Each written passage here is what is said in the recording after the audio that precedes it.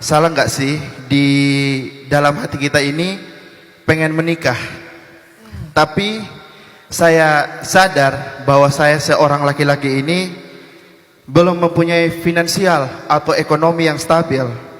Bahkan untuk diri saya sendiri pun masih kurang, Ustadz. Jadi di sisi lain saya ingat bahwa orang yang sudah menikah itu pasti akan dibuka pintu rezekinya, Ustadz.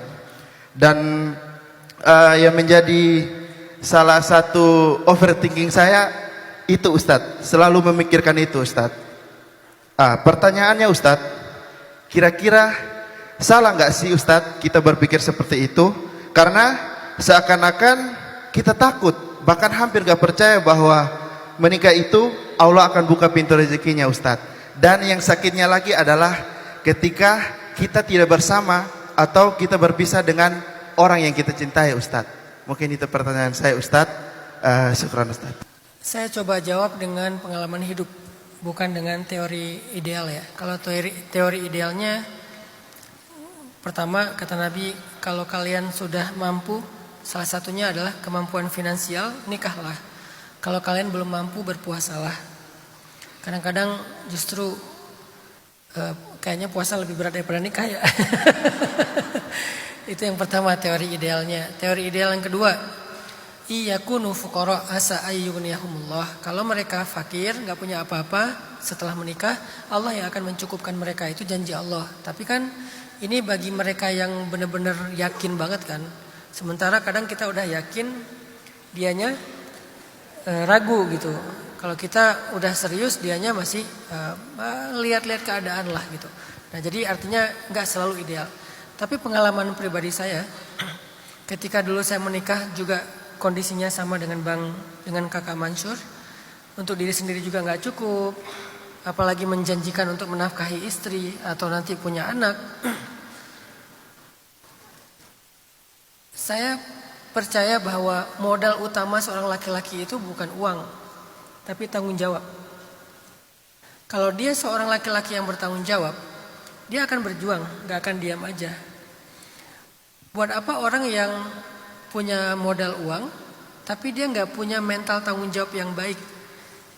Sehingga ketika dia sudah menikah, banyak loh suami yang pelit sama istrinya. Banyak loh suami yang kaya, tapi dia hanya memberikan harta kepada istrinya tidak lebih dari itu. Bukan perhatian, kasih sayang, quality time. Karena dia gak paham tentang tanggung jawab. Tapi bagi seorang laki-laki yang bertanggung jawab, mungkin dia awalnya memang prihatin, awalnya serba kekurangan, tapi dia gak akan pernah menyerah dengan tanggung jawab itu.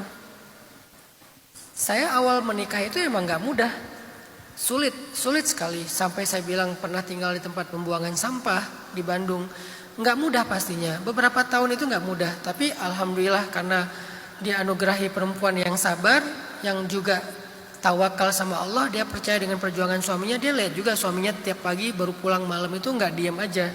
Walaupun bisa aja di luar kan mungkin nongkrong di mana gitu kali ya, atau tidur di masjid atau apa. Tapi dia percaya kok bahwa suaminya itu berjuang.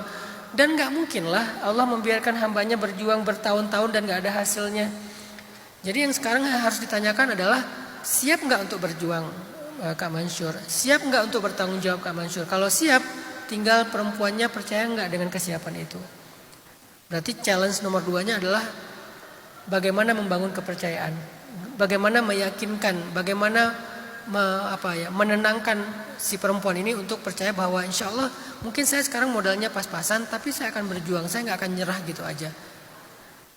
Perempuan itu kan pengen save kan, bukan matre sebetulnya perempuan itu. Jangan pernah bilang cewek itu matre.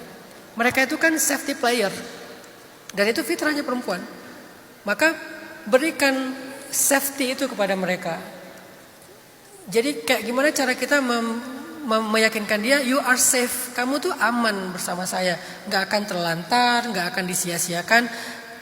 Ini kemampuan diplomasi ya, kemampuan melobi, gimana cara meyakinkan itu dan buktikan.